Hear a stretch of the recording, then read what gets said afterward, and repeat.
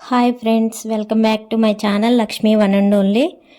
ఈరోజు వీడియోలో నేను క్యారెట్ ఫ్రై ఈజీగా ఎలా చేసుకోవచ్చో చూపిస్తాను. ఇది సింపుల్గా 5 నిమిషాల్లో చేసుకునే రెసిపీ అండి. ఎవరైనా కూడా వంట రాని వాళ్ళు కూడా ఈ వీడియో చూసి చాలా ఈజీగా చేసేసుకోవచ్చు. ఇక్కడైతే నేను ముందుగా స్టవ్ వెలిగించి ప్యాన్ పెట్టుకొని ఇలాగా పోపుకి కావలసినంత ఆయిల్ వేసుకున్నాను. అంటే 3 టేబుల్ స్పూన్ల ఆయిల్ వేసుకున్నాను. అలాగే ఇక్కడ పోపు సామాగ్రి అంతా శనగపప్పు, ఆవాలు, అలాగే జీలకర్ర, మినపప్పు ఇవన్నీ వేసి ఇలా దోరగా ఫ్రై చేసుకోవాలి. ఇవన్నీ దోరగా ఫ్రై అయిన తర్వాత ఇందులోకి నేను ఒక ఆనియన్ తీసుకొని ఇలా సన్నగా ముక్కలు తరుక్కొని ఇలా వేసుకుంటున్నాను.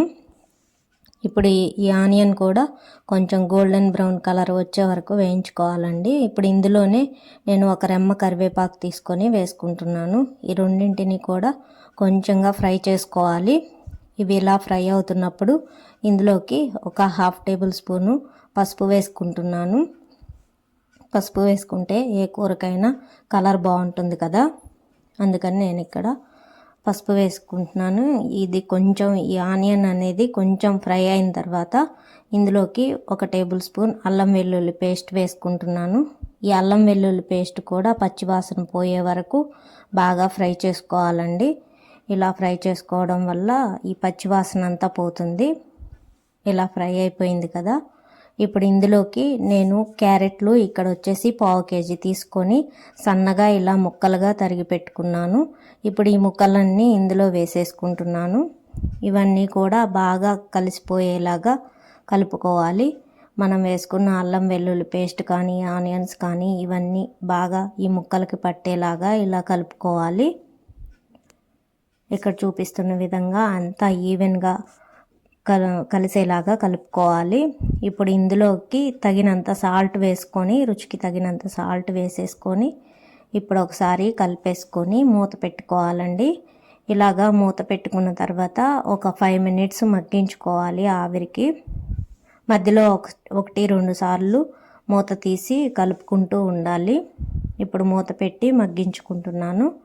తర్వాత 5 నిమిషాల తర్వాత ఒకసారి మగ్గిపోయిందేమో చూద్దాము. చూశారు కదా, కొంచెం అయితే మగ్గిపోయింది. ఒక 50% వరకు మగ్గిపోయిందండి. ఇంకా పూర్తిగా మగ్గలేదు కాబట్టి మళ్ళీ ఒకసారి కలిపేసుకొని మూత పెట్టేసుకొని ఒక 2 మినిట్స్ ఉంచేసుకుంటే పూర్తిగా అనేది ముక్క అనేది మగ్గిపోతుంది, మెత్తగా అయిపోతుంది. చూశారు కదా, ఇప్పుడు ఇలాగా మగ్గిపోయింది. ఇలా ఫ్రై అయితే సరిపోతుంది. ఇప్పుడు ఇందులోకి 1/2 టేబుల్ స్పూన్ ధనియాల పౌడర్ వేసుకుంటున్నాను. అలాగే టేస్ట్కి తగినట్లుగా కారం వేసుకుంటున్నానండి. కొంతమంది ఎక్కువ తింటారు, కొంతమంది తక్కువ తింటారు కదా. నేనైతే ఇక్కడ 1 టేబుల్ స్పూన్ వేసుకొని అలాగే ఇంకొంచెం వేసుకున్నాను. ఈ కారం అంత స్పైసీగా ఉండదండి, అందుకని కొంచెం ఎక్కువే వేసుకుంటాము. ఇప్పుడు ఈ రెండు కూడా ఈ ముక్కలకు పట్టే విధంగా ఈవెన్గా అంతా కలిసేలాగా కలుపుకోవాలి. ఇప్పుడు ఒకసారి మూత పెట్టేసుకుంటే ఈ మసాలాలు కానీ ఉప్పు కారాలు కానీ అంతా ఈ ముక్కలకి పట్టి టేస్ట్ బాగుంటుంది.